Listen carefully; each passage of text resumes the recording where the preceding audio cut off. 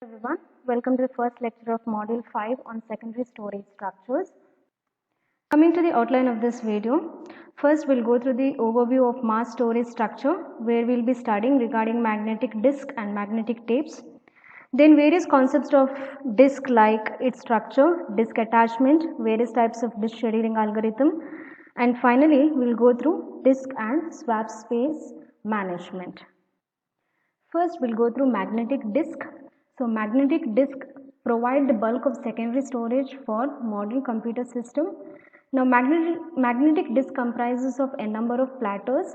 Each disk platter has a flat circular shape like CD. Now the two surfaces of the platters are covered with the magnetic materials. We store information by recording it magnetically on these magnetic materials which are on the platters. Now, a read-write head that flies just above the surface of every platter. The heads are attached to an arm called as disk arm that moves all the heads as one unit. The surface of the platter is logically divided into tracks, where tracks is again subdivided into sectors. The set of tracks that are at one arm position makes up a cylinder. There may be thousands of concentric cylinders in a disk drive, and each track may contain hundreds of sectors. The storage capacity of a common disk drive is measured in terms of gigabytes. Next, we'll see the schematic representation of magnetic disk. So as you can see in the diagram, there are three platters are there in this magnetic disk. So these magnetic disks are covered with a magnetic film over which a read-write head flies over it. As you can see, there are three read-write heads. So as you can see, there are actually 6 read-write heads on both the sides of the platter. That is 1, 2, 3, 4, 5, 6. So on both the side you can read and write.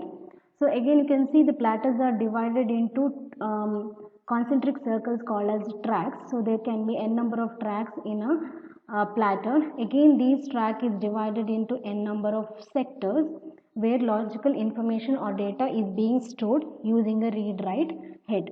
Again this read-write head is attached to an arm. Basically it helps in moving the read-write head to the sectors or the tracks wherever it is required to read and write. And you can see that the track number of each platter comprises of one cylinder. As you can see, this is the innermost track. So the innermost track of every platter comprises of one cylinder. So the dashed line represents the cylinder. So spindle basically helps in rotating all the platters simultaneously, and the read-write head will be reading the same track and the same sector of every platter at a time. So as we seen in the diagram that spindle helps in the rotation of the platters in a magnetic disk. So most drive rotates around 60 to 200 times per second. So the disk speed has two parts, means it is measured by two quantities that are transfer rate and positioning time.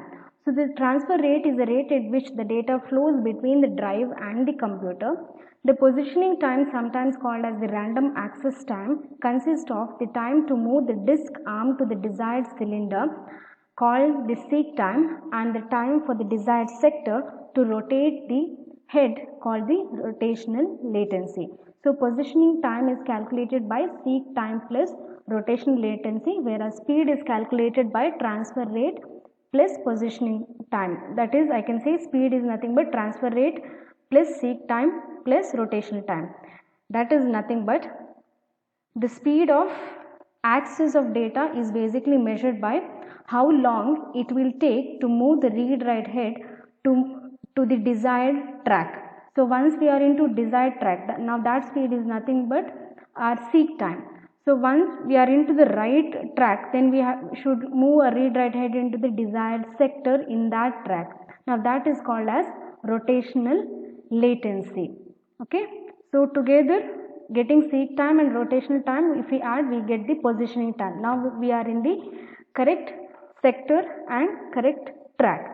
So once that is there, we can read the data and transfer into the computer. Now that is called as the transfer rate or transfer time. So together we can calculate the speed of moving a data from the disk to the memory. Now, because the disk head flies on an extremely thin cushion of air, there is a danger that the head will make the contact with the disk surface. Although the disk platters are coated with a thin protective layer, sometimes the head will damage the magnetic surface. Now, this accident is called as head crash. A head crash normally cannot be repaired. The entire disk must be replaced. So a disk can be removable, allowing different disks to be mounted as needed.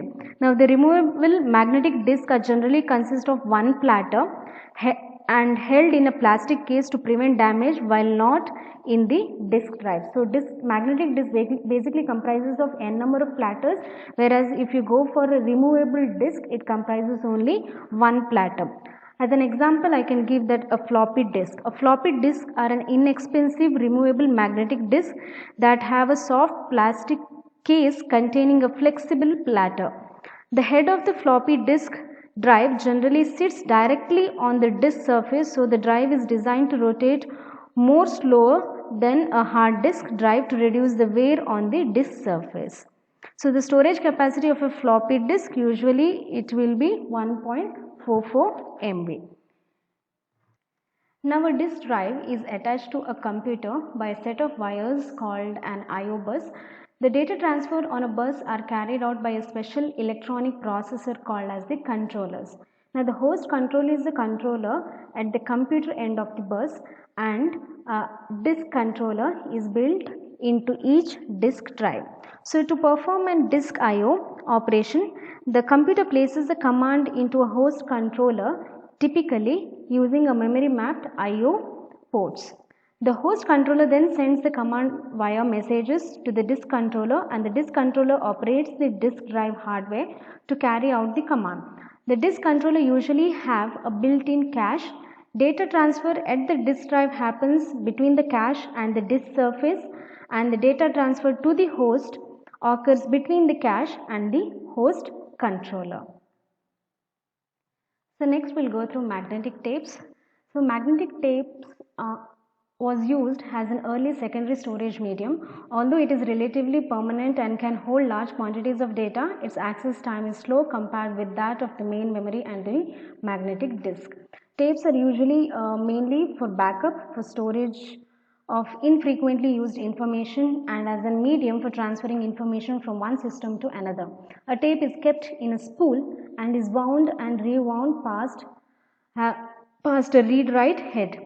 Moving to the correct spot on the tape can take minutes, but once positioned, tape drives can write data at a speed comparable to the disk drive. It takes same time as that of disk drives.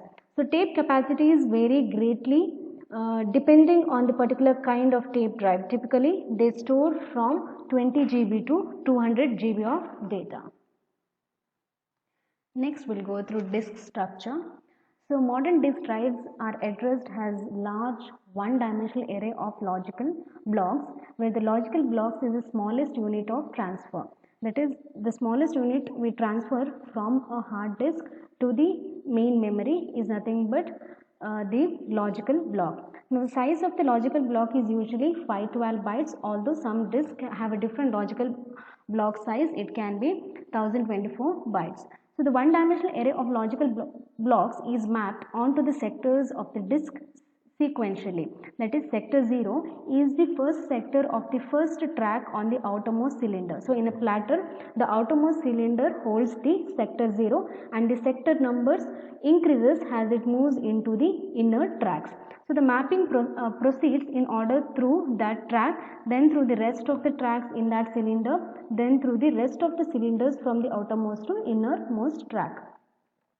By using this mapping, we can at least in theory convert a logical block number into an disk address that consists of a cylinder number, a track number within that cylinder, and a sector number within that track. So in practice, but it is difficult to perform this translation for two reasons. So the first one is that most disks have some defective sectors. It is not like every sector will be a correct one. Some of the sectors will be a defective sectors. If it is a defective sectors, no data will be stored in that sector. But the mapping hides this by substituting spare sectors from elsewhere on the disk, which we will be studying later. Second, the number of sectors per track is not constant on some drives.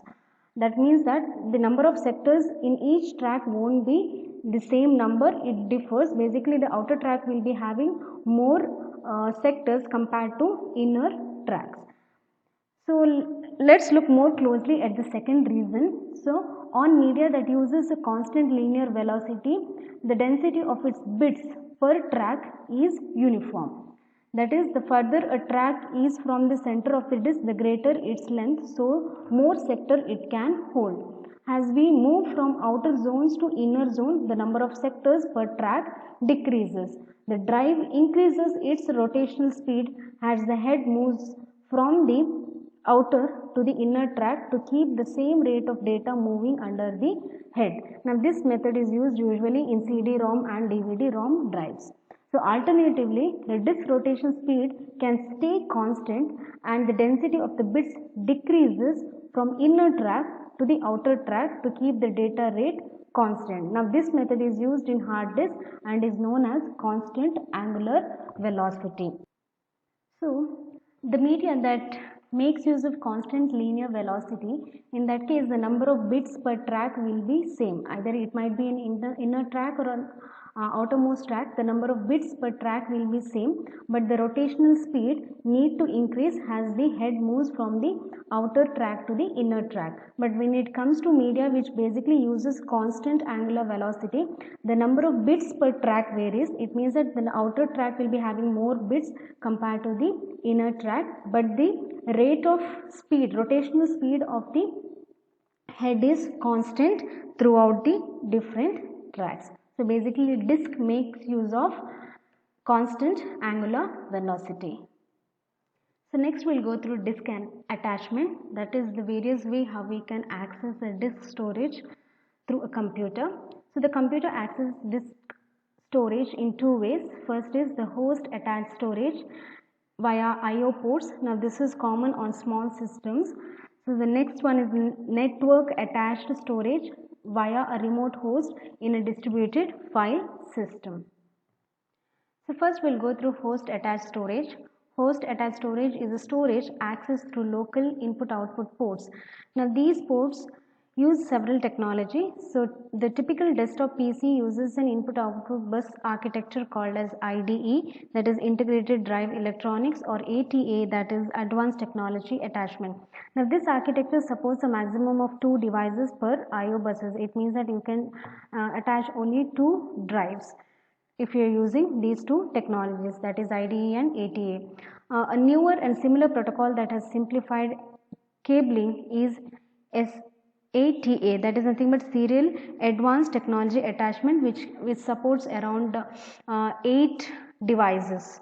So high-end workstations and servers generally uses more sophisticated IO architectures such as SCSI, that stands for Small Computer System Interface, or Fiber Channel, that is FC. Now coming to SCSI is a bus architecture. Its physical medium is usually a ribbon cable having a large number of conductors, typically around 50 to 68. Now SCSI protocol supports a maximum of around 16 devices on the bus. Coming to FC, FC is a high-speed serial architecture that can operate over optical fiber or over a 4-conductor copper cable. Now it has 2 variants. The first one is large switched fabric having 24-bit address space. Now this variant is expected to dominate in the future, means it will be used more in the future on the basis of storage area networks. So because of the large address space and the switched nature of the communication, multiple host and storage devices can attach to the fabric, allowing great flexibility in IO communication. The other variant of FC is the attributed loop, which is called as FCAL, that can address around 126 devices, that can be both drivers or it can be controllers. So a wide variety of storage devices are suitable for the use of host attached storage. Among these includes the hard disk drives, the RAID arrays, the CD, DVD drives and tape drives. So the IO command that initiates the data transfer to the host attached storage devices are read and write commands of the logical data block directed to the specifically identified storage units like the bus ID, SCSI ID, and the target logical units. So next we'll go through network attached storage. A network attached storage NAS device is a special purpose storage system that is accessed remotely over a data network. So you can see there are two network attached storage and there are three clients who can access both the NAS via the LAN or through wireless LAN. So a client access network attached storage via a remote procedure called as either NFS for Unix based system and CIFS for the Windows based system. So NFS stands for the network file system, whereas CIFS stands for common internet file system. So the remote procedure calls are carried via the TCP or the UDP over the IP network. The network attached storage unit is usually implemented as RAID arrays with software that implements the RPC interface, that is remote procedure call interface. So the network attached storage provides a convenient way for all the computers on a LAN to share a pool of storage with the same ease of naming and access enjoyed with local host attached storage. However, it tends to be less efficient and have lower performance than some direct attached storage options. So next we'll go through storage area network.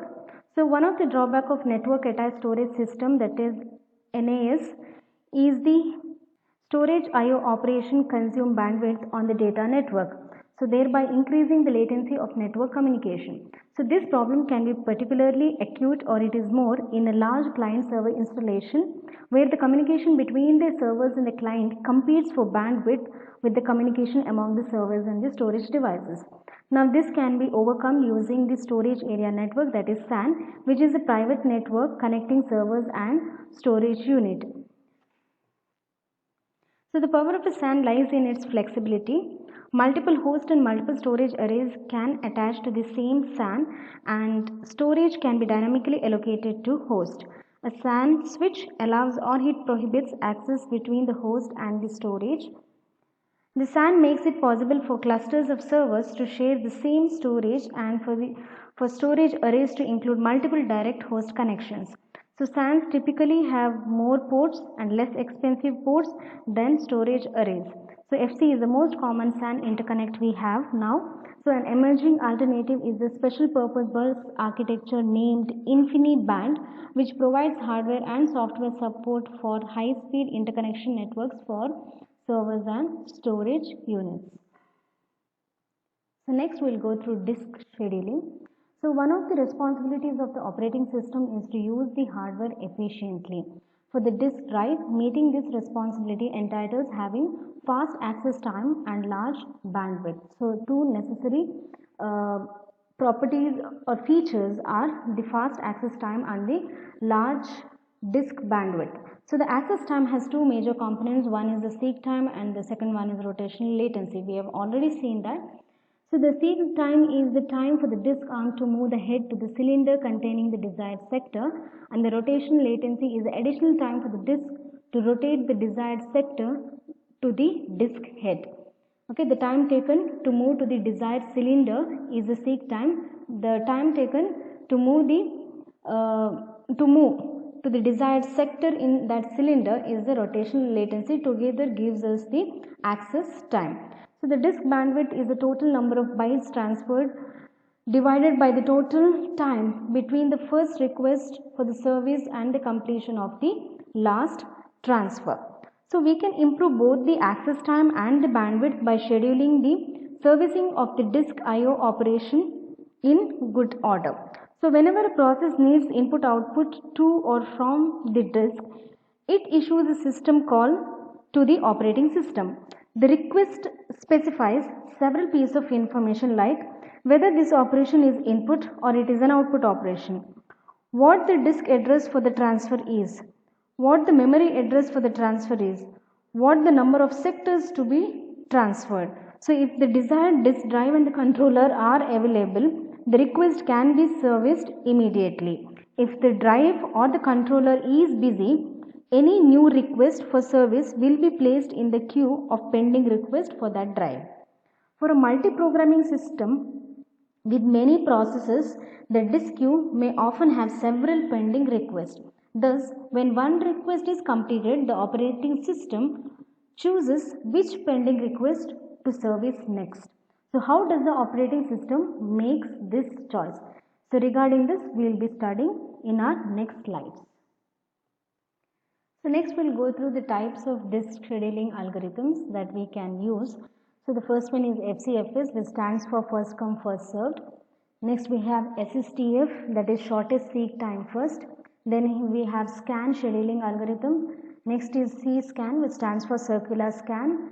Next look scheduling algorithm. Finally circular look scheduling algorithm. Now we'll study all these algorithms one by one. So first we'll go through FCFS scheduling algorithm, that is first come first serve.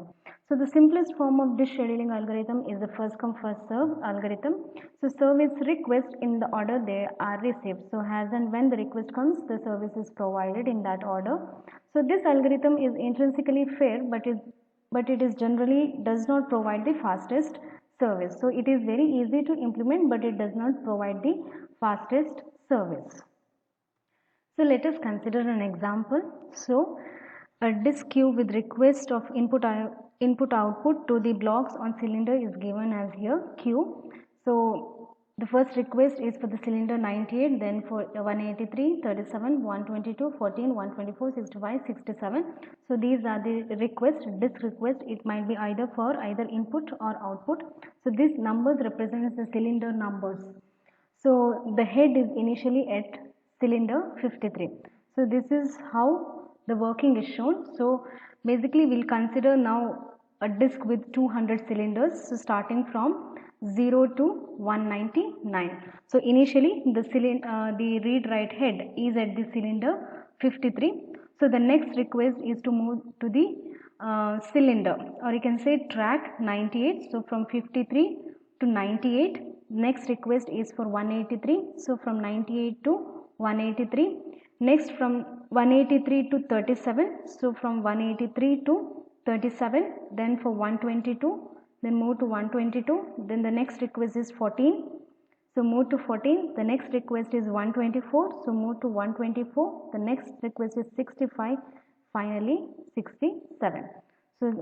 So this is being scheduled based on first come first serve. So next we'll compute the seek time, that is the total head movement based on the queue that is given. So initially the head was in the position 53. So then it was moved to 98. So the total head movement from 53 to 93 is computed as 98 minus 58, and absolute value of it is taken, so which is nothing but 45.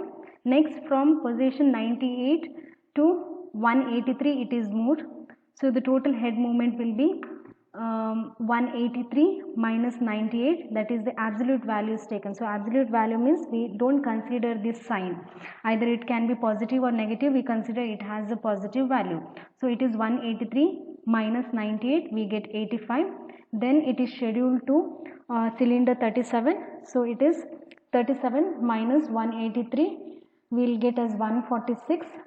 Next we have moved to 122. So 122 minus 37, so that gives us 85. Next we have moved to 14. So 14 minus 122, that is 108. Then we have moved to 124. So 124 minus 14, that is 110. Next we have moved to 65. So 65 minus 124, that is 59. Finally we have moved to 67. So 67 minus 65 gives us 2.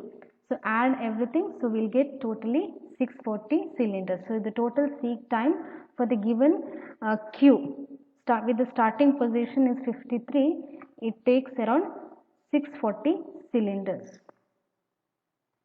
Next we'll go through SSTF scheduling algorithm. The shortest seek time first scheduling algorithm selects the request with the minimum seek time from the current head position. Since seek time increases with the number of cylinders traversed by the head, SSTF chooses the pending request closest to the current head position. So let us consider an example for SSTF. So the same queue is taken and we'll consider the same starting point. So the head is at the position 53 now. So according to SSTF, we need to find the shortest seek time with the pending queue. So this is the pending queue. So currently it is at 53. I need to find which is the which has the shortest seek time. So if I have to consider 53 is the first position, which is the shortest or the nearest seek I need to, or nearest cylinder which in the pending queue I need to check.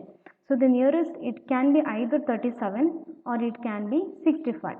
So if I consider 37, so it is 53 minus 37 will give me 16. So I need to move 16 cylinders to the left. So but if I consider 65, so it is 53 minus 65 will give me 12 cylinders. So it means that the nearest seek time is nothing but moving to 65.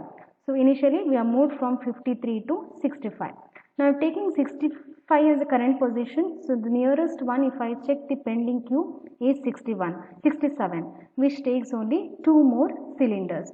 So after 65, I'll move to 67.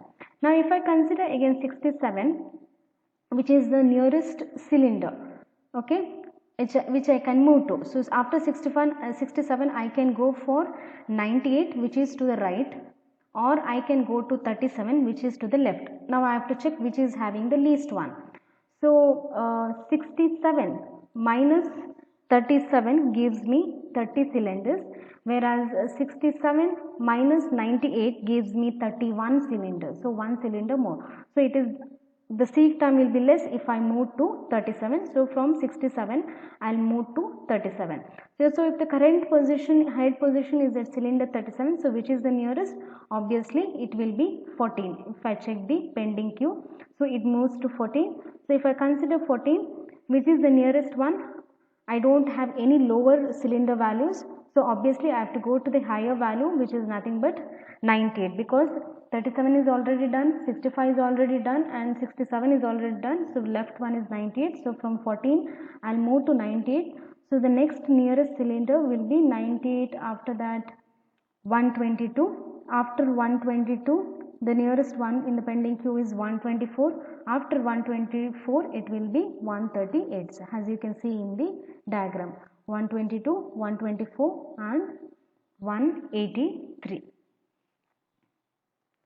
So next we'll compute the total head moment, that is the seek time. So initially the head was in position 53, then we moved to 65. So initially we need to compute 65 minus 53. So 65 minus 53. Next from 65 it has moved to the position 67. So 67 minus 65. Next from 67 to 37. So it is 67 minus 37 or 37 minus 67, anything is okay. Next from 37 to 14, so it is 37 minus 14 or 14 minus 37. Next from 14 to 98, so 98 minus 14.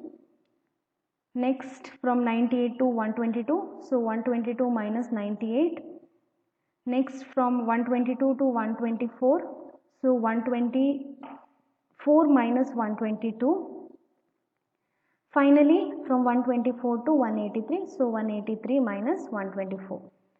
So consider the absolute value of it, don't take the negative value, add all those values, so we will get 236 cylinders, which is comparatively better than FCFS algorithm.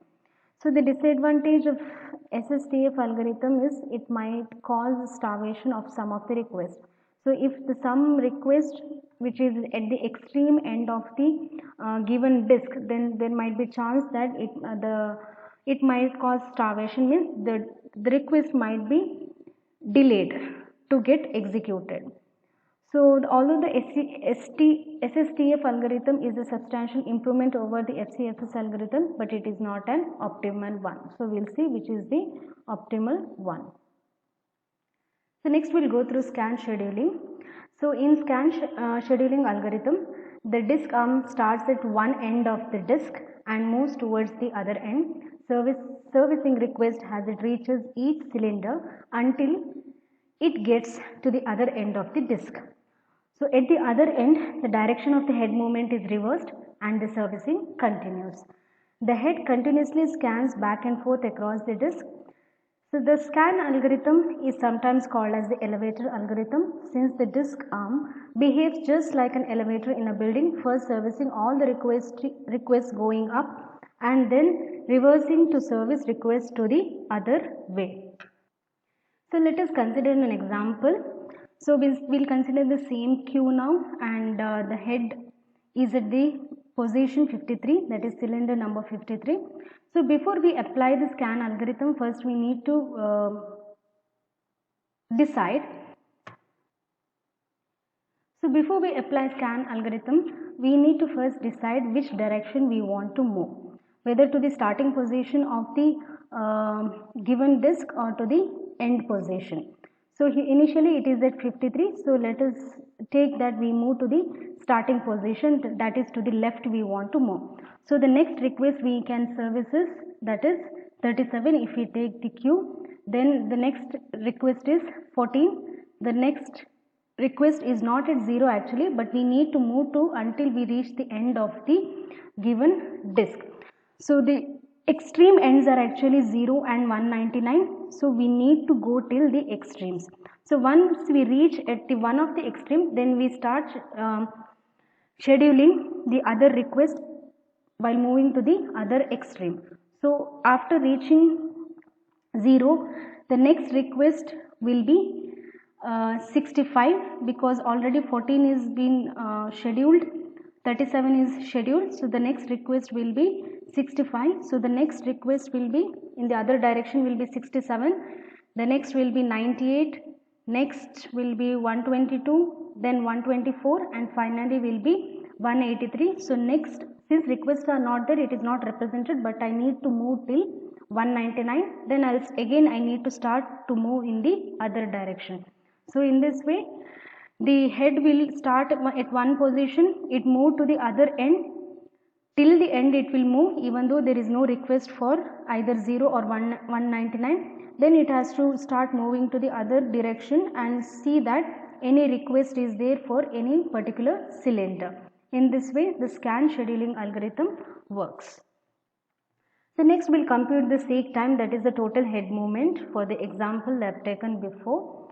So initially the head was at position or cylinder 53. So the first request we served is cylinder 37. So it is nothing but 53 minus 37. So 53 minus 37 or 37 minus 53. Next request is 37 to 14. So 37 minus 14. So 37 minus 14. So next request we served is, it is not actually request, but we need to move to the end. So we need to compute next is 14 minus 0. So 14 minus 0 is done. So once we reach at the one of the extreme, then we serve the request in the other direction. So the next request we will be serving is 65. So it is nothing but 65 minus 0. So 65 minus 0. Next request will be 67. So 67 minus 65, 67 minus 65. Next request is 98. So it is 98 minus 67. So 98 minus 67. So the next request will be 122. So 122 minus 98. So 122 minus 98. Next 124 it will be. So 124 minus 122. 124 minus 122. Finally 183. 183 minus 124. So 183 minus 124. Take all. So it makes 16 plus 23 plus 14, 65 plus 2 plus 31 plus 24 plus 2 plus 59. So totally it is 263 cylinders. So if a request arrives in the queue just in front of the head, it will be serviced almost immediately. A request arriving just behind the head will have to wait until the arm moves to the end of the disk and reverses direction and comes back. So the disadvantage of scan scheduling algorithm is, so assuming a uniform distribution of requests for cylinders, Consider the density of the request when the head reaches at the one end and reverses the direction. At this point, relatively few requests are immediately in the front of the head. Since these cylinders have recently been serviced, the heaviest density of the request is at the other end of the disk. These requests have also waited the longest. So why not go there first? This is the idea of the next algorithm.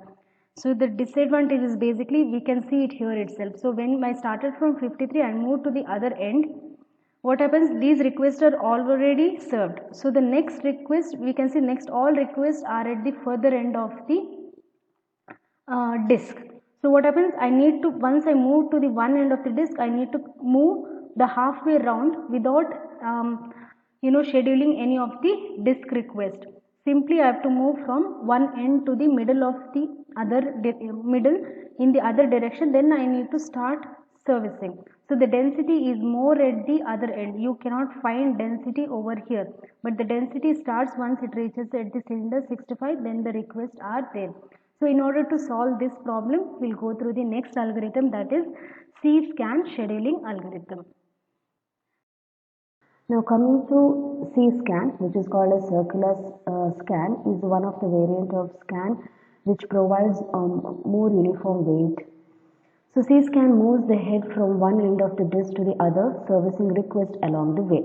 So when the head reaches the other end, however, it immediately returns to the beginning of the disk without servicing any request on the return trip. So that is the difference between scan and C-scan. So while it returns from one end to the other end, it doesn't provide any request. So it provides request only in one direction when it comes to C-scan. So let us consider the same example wherein Q is given, and initially the read write head is at position or cylinder 53. A cylinder starts from 0 to 199, so totally 200 cylinders.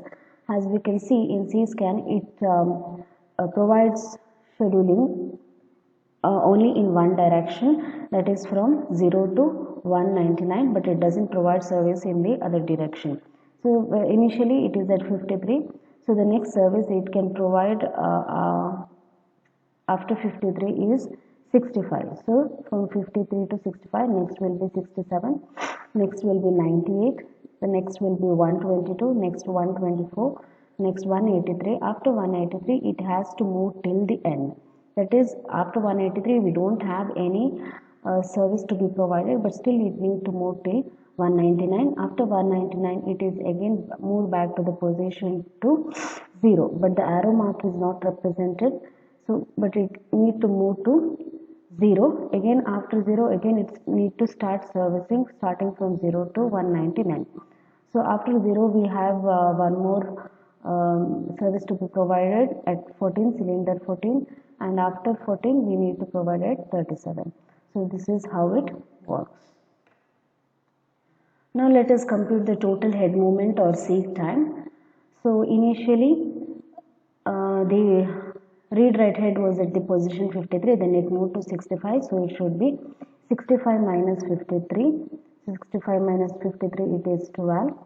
Next from 65 to 67, so it should be 67 minus 65, which is 2. Next it moved to the position 98, so 98 minus 67, so 98 minus 67, that is 31. Next it moved from 98 to 122, so 122 minus 98, 122 minus 98, that is 24. Next it moved from 122 to 124, so it is 124 minus 122, that is 2. Next it moved from 124 to 183, so it is 183 minus 124, that is 59. Next from 183 to 199, so it is 199 minus 183, that is 16. So after this it moves to 0, but we don't take this into account. As you can see, there is no arrow mark representing it. Then from 0 to 14, so it is 14 minus 0, that is 14 minus 0. that is 14 itself. Next we have from 37 to 14. So it is 37 minus 14. So that is 37 minus 14 is 23. So when we add up, we get 183 cylinders, which is less compared to C-scan scheduling for the same scenario. So in the C-scan scheduling algorithm, essentially treats the cylinder as a circular list that wraps around from the final cylinder to the first cylinder.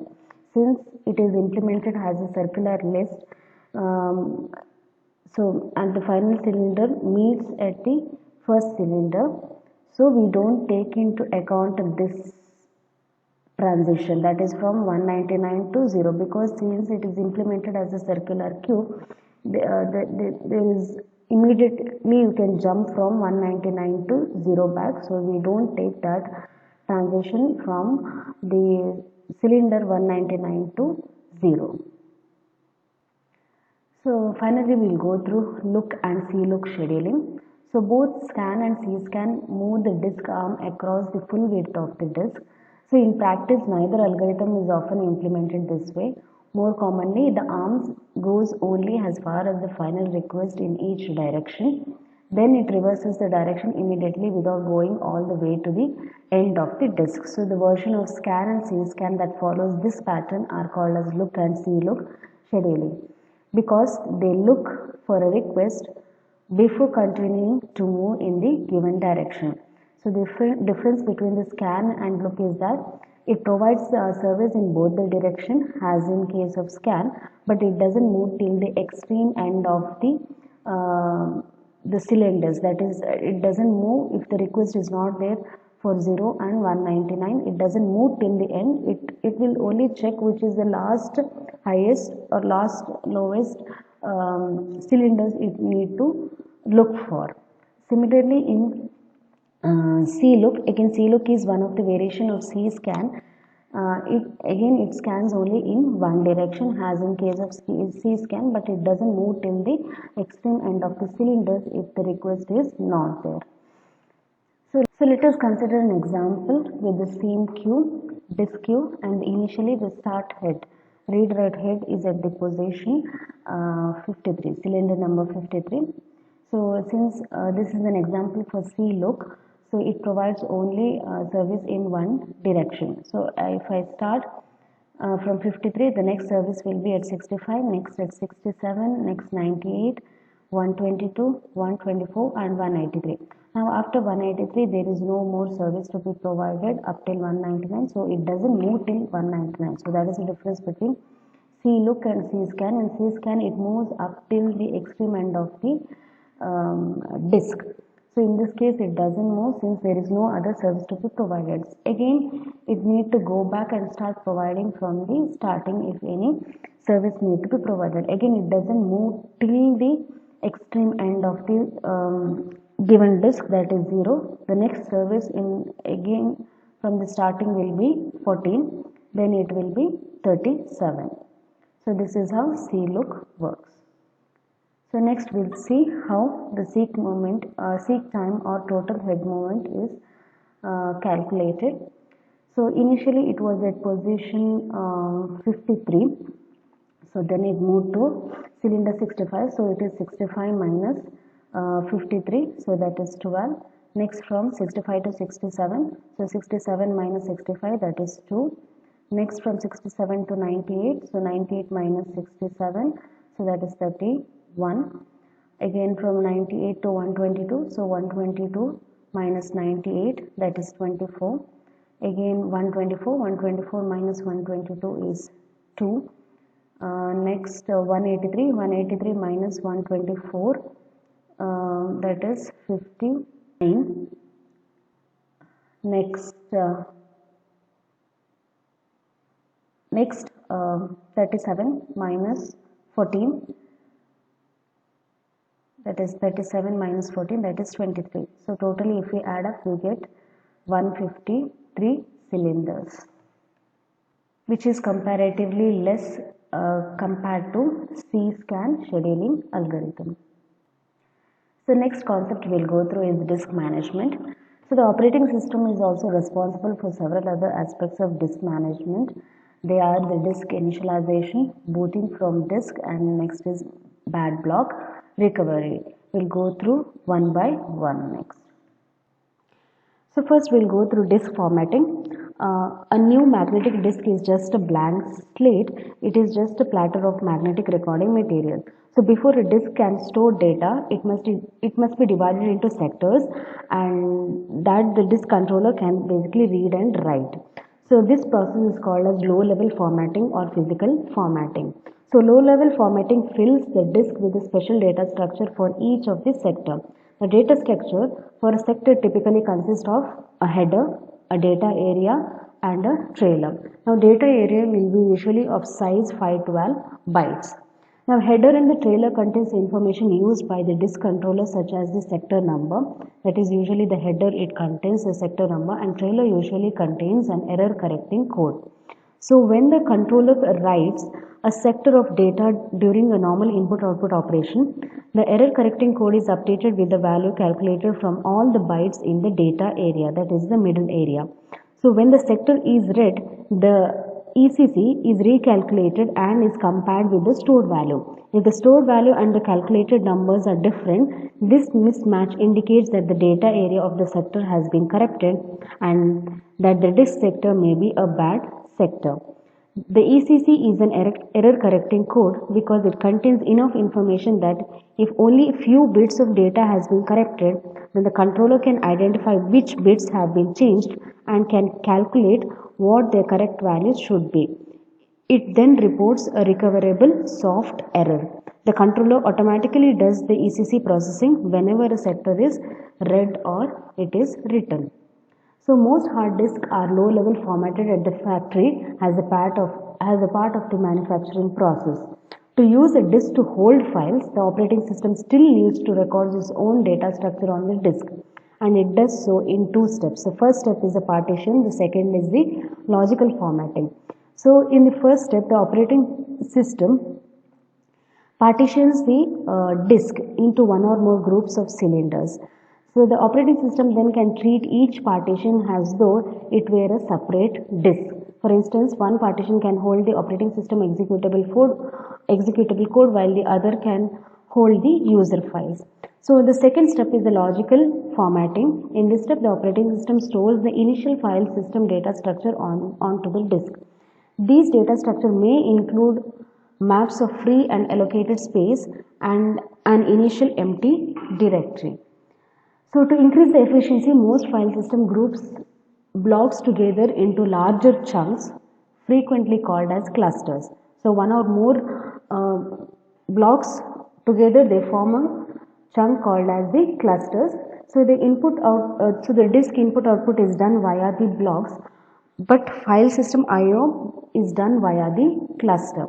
So effectively assuring that input output has more sequential access and few random access characteristics. So some operating system gives special program the ability to use a disk partition as a large sequential array of logical blocks without any file system data structure. Now this array is sometimes called as raw disk, and input output to this array is termed as raw input output. So next we'll go through boot block. So for a computer to start running when it is powered up or rebooted, it must have an initial program to run. So this initial program is called as a bootstrap program. It initializes all the aspects of the system from CPU registers to device controllers and the contents of main memory, and then starts the operating system. To do its job, the bootstrap program first finds the operating system kernels on the disk and loads the kernel into the memory and jumps into the initial address to begin the operating system execution. So for most computers, the bootstrap is stored in a read-only memory called as ROM. Now this location is convenient because ROM needs no initialization and it is at the fixed location that the processor can start executing when powered up or reset. But since ROM is only read-only, it cannot be infected by the computer virus. But the problem is that changing this bootstrap code requires changing the ROM hardware chip. For this reason, most systems store a tiny bootstrap loader program in the boot ROM, whose only job is to bring a full bootstrap program from the disk. The full bootstrap program can be easily then changed. A new version is simply written onto the disk. The full bootstrap program is stored in the boot block at the fixed location on the disk, and the disk that has the boot partition is called as the boot disk or the system disk. Now, code in the boot ROM instructs the disk controller to read the boot block into the memory and then start executing that code. The full bootstrap program is more sophisticated than the bootstrap loader in the boot ROM. It is able to load the entire operating system from the non-fixed location on the disk and to start the operating system running. Even so, the full bootstrap code may be small. Now let's consider an example, the boot process in a Windows 2000. So the Windows 2000 system places its boot code in the first sector on the hard disk, which is termed as the master boot record, or it is called as MBR. So furthermore, Windows 2000 allows the hard disk to be divided into one or more partitions. Among that, one partition is called as a boot partition. So here you can see that there are 4 partitions. Among that, one partition, that is partition 3, is a boot partition, which contains the operating system and the device drivers. So booting begins in Windows 2000 system by running the code that is resided on the system's ROM memory. Now this code directs the system to read from the MBR. In addition to containing the boot code, the MBR contains a table listing the partition for the hard disk and the flag indicating which partition the system is booted from. So this partition table basically contains the details of all the partition. It means that in this case the partition 3 is a boot partition. So it searches for which among these partition is a boot partition. So once the system identifies the boot partition, it reads the first sector from that partition and continues with the remainder of the boot process, which includes loading the various subsystem and system services. So finally we'll see what is bad block and how it is being handled.